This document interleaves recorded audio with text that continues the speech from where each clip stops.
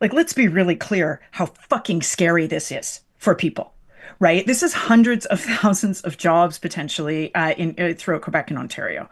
So let's start there, right? That this underlines just how precarious people are feeling, how under siege we are feeling by Mr. Trump, and it may not hit us out here in Western Canada as hard in this first tranche, but it is devastating. What it allows Carney to do is essentially run a split screen campaign, right? Where he gets to go and now be the prime minister for a little while, meet with his cabinet, stand in front of the flags, do those kinds of prime ministery things, and look like he's Mr. in charge because he is.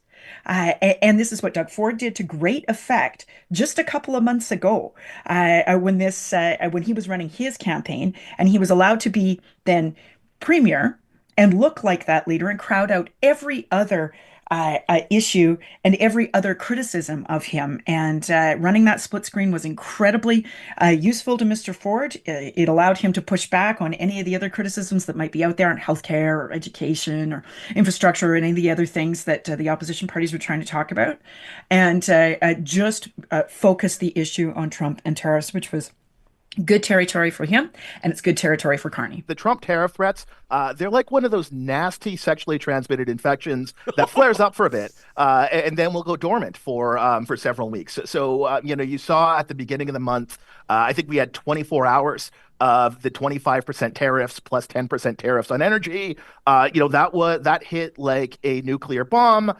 People have mostly forgotten about it since then. And today we have the issue with the auto tariffs. And I think Mark Carney has to know, and people in the Trump administration, the Trump cabinet, have to know that there's no credible way to contain a supply chain for a product as complicated as an automobile within a single country in a modern 2025 economy.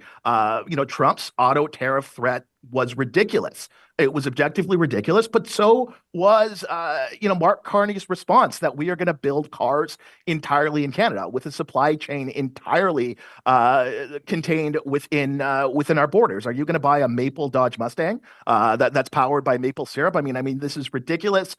This is something people at the table have to know is an incredible threat. And, we have the reciprocal tariffs coming out early next week. Reporting in the United States indicates that Canada is going to be on the lower end of the scale.